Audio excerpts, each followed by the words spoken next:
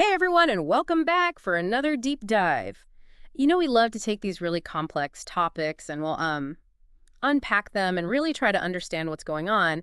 And today is no different. We're going to be talking about electric vehicles, EVs. And you know, everyone's talking about EVs these days. Yeah, definitely seems like they're And everywhere. we're not just talking about like the cool new models or, how far they can go on a single charge. We're going deeper. We're going to be looking at the production side of things. Yeah, the behind the scenes stuff. Exactly. And let me tell you, it's a lot more complicated than it might seem at first glance.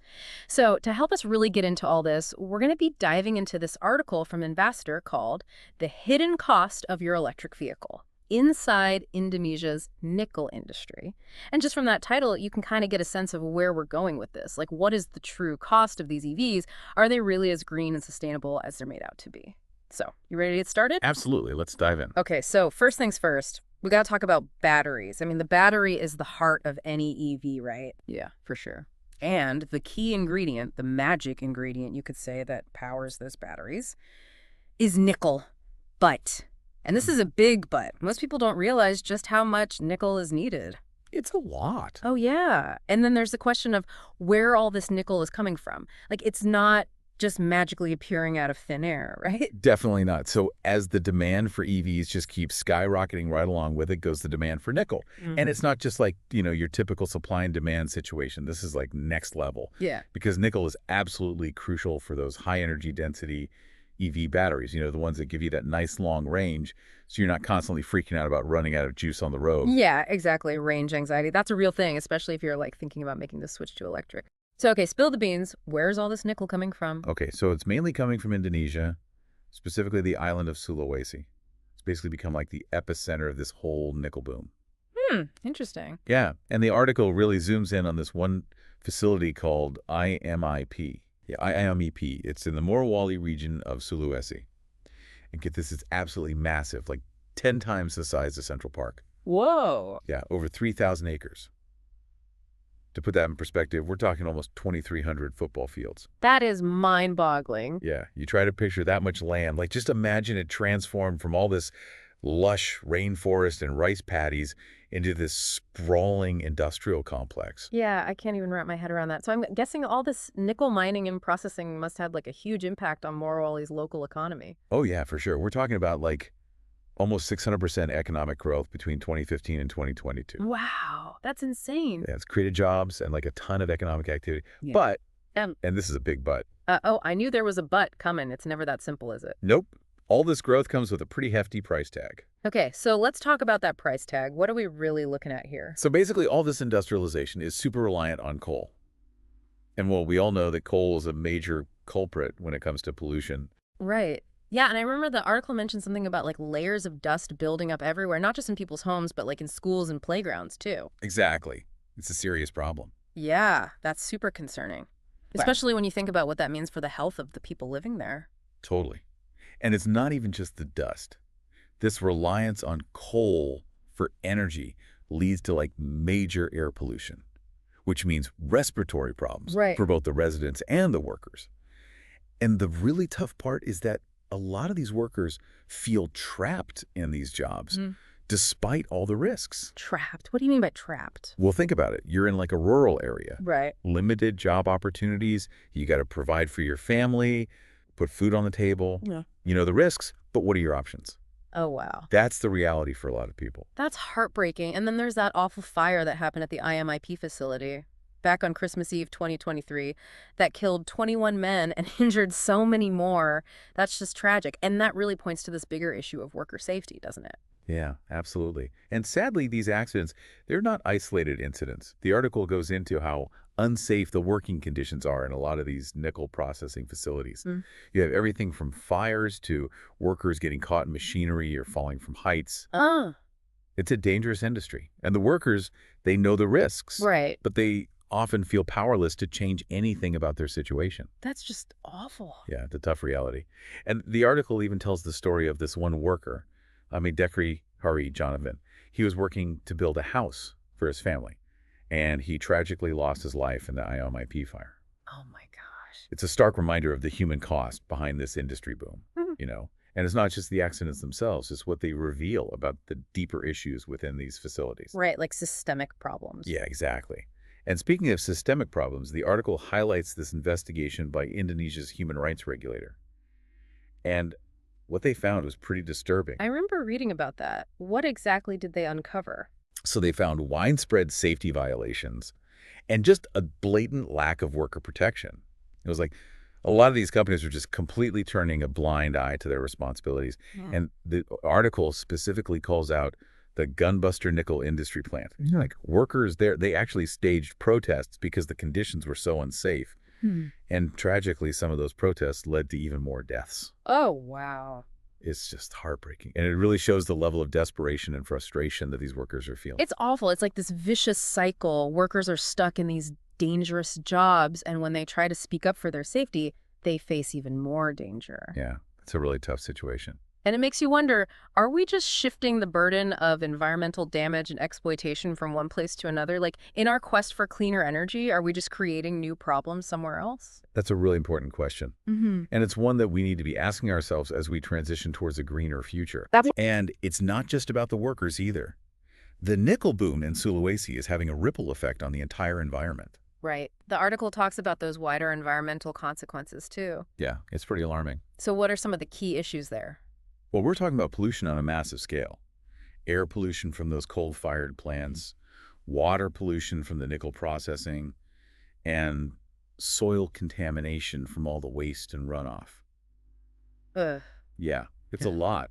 And the article also mentions trash piling up in communities and deforestation to clear land for these giant industrial facilities. Please. Like, imagine what that means for the biodiversity of the region, all those delicate ecosystems being destroyed. It's hard to even imagine. Yeah, it's like this stark contrast. You have these lush rainforests teeming with life, and they're being replaced by these vast industrial landscapes. It's like we're trading one form of environmental destruction for another. Exactly. And it's the people living in these communities who are bearing the brunt of it all. Right.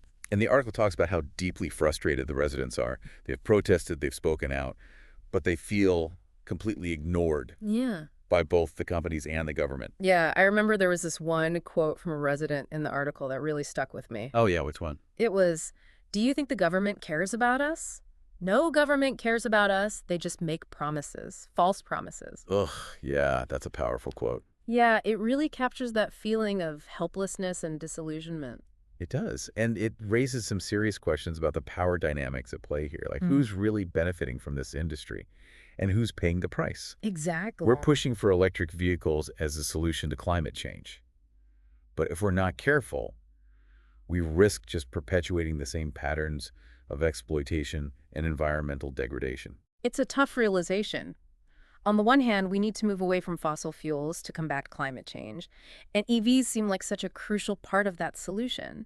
But then we have these very real human and environmental costs associated with their production. It's like we're caught between a rock and a hard place. It's definitely a complex situation.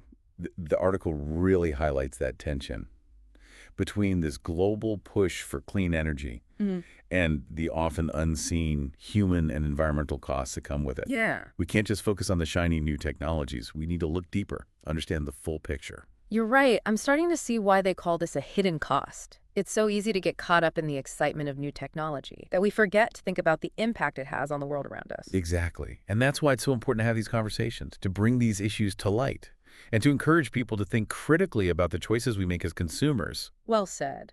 So, for our listeners out there, we really encourage you to keep learning about this. Keep asking those tough questions. And don't be afraid to use your voice to demand better. Every little action can contribute to a more just and sustainable world. And that brings us to the end of our deep dive for today. We hope this conversation has sparked some curiosity in you. And we'll see you next time for another fascinating exploration. Yeah, it's a stark reminder of the human cost behind all of this, you know. And it's not just the accidents themselves, it's what they often expose about the deeper issues within these facilities. Right, like systemic problems. Exactly. And the article actually highlights this investigation that was done by Indonesia's human rights regulator.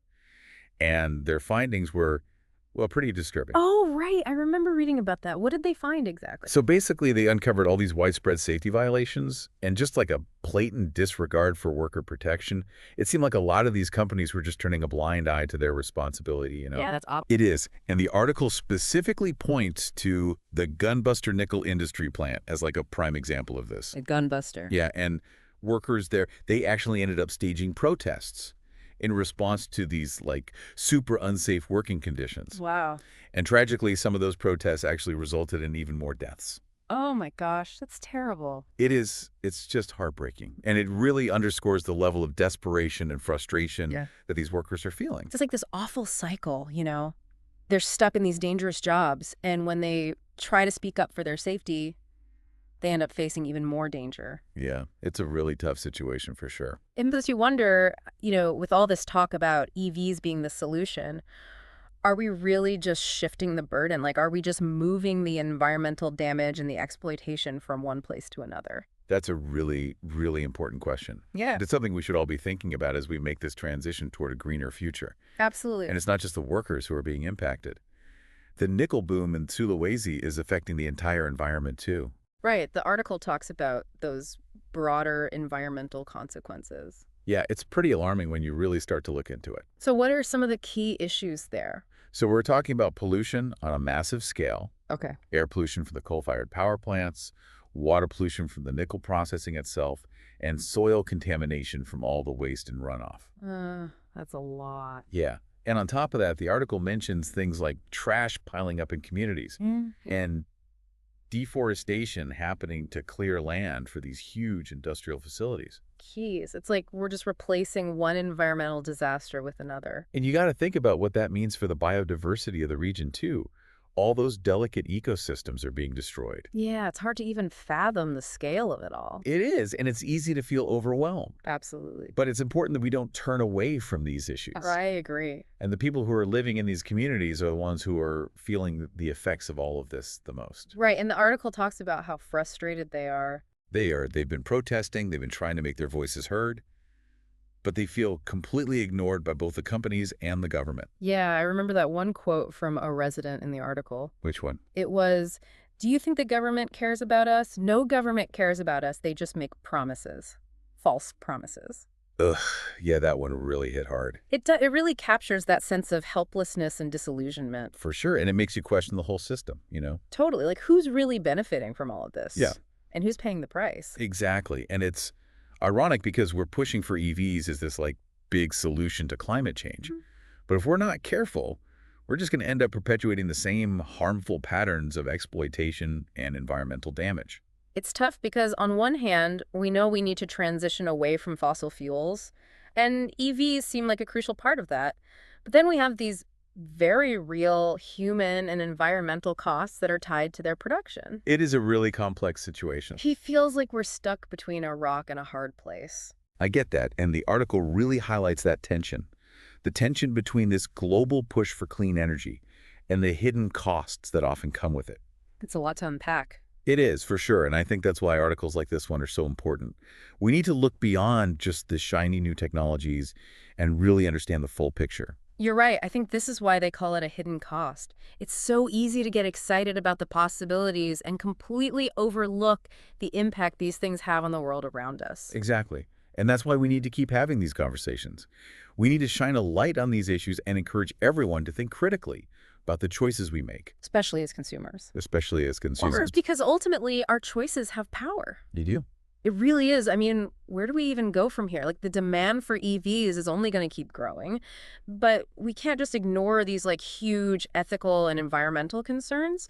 So what can we as consumers actually do to make sure that, our good intentions are actually causing harm? Well, for starters, I think it's about being informed, you know? Like articles like the one we're talking about today, they really help shed light on these complex issues. And the more we understand about the true costs of our choices, the better equipped we'll be to make responsible decisions. Right. But knowledge is only part of the equation, right? Like, what can we actually do? Yeah, for sure. I mean, I think we need to start holding these companies accountable for their practices. We can demand more transparency about their supply chains. We can ask tough questions about working conditions and their environmental impact. And we can support businesses that are prioritizing those ethical and sustainable practices. Yeah, it's like we as consumers have more power than we realize. Absolutely. Our choices can send a pretty clear message to these companies about what we value and what we're not willing to tolerate. Exactly. And we can also support policies that promote responsible sourcing and production of these critical minerals. Mm. We need regulations that protect both the workers and the environment. And we need to incentivize companies to invest in cleaner and more sustainable technologies. So it's like a multi-pronged approach then. Informed consumer choices, holding companies accountable, and advocating for better policies. It all sounds kind of daunting, if I'm being honest. It can feel that way for sure. But I guess even small steps in the right direction can make a difference. I think that's a great way to look at it. Every choice we make, every action we take has a ripple effect. So we can't afford to be passive observers in all of this. We have to be active participants demanding better for ourselves, for the planet, and for the people who are most affected by these industries. This whole deep dive has really been eye-opening for me, I'll be honest. I kind of went in thinking that EVs were like this simple solution, a clear path to a greener future. But now I see it's not that straightforward. It is complex. It is. There are trade-offs, there are hidden costs, and we need to be aware of all of that if we really want to create a truly sustainable future. I think that's a key takeaway here. We need to go beyond just the hype and the marketing and really have those nuanced and critical conversations about what sustainability actually means in practice. Couldn't agree more. So to our listeners out there, we encourage you to keep learning about this stuff, keep asking those tough questions, and don't be afraid to use your voice to demand better, because remember, every little action can contribute to a more just and sustainable world. And that brings us to the end of our deep dive for today. We hope you found this conversation insightful, and we'll catch you next time for another deep dive into a complex and fascinating topic.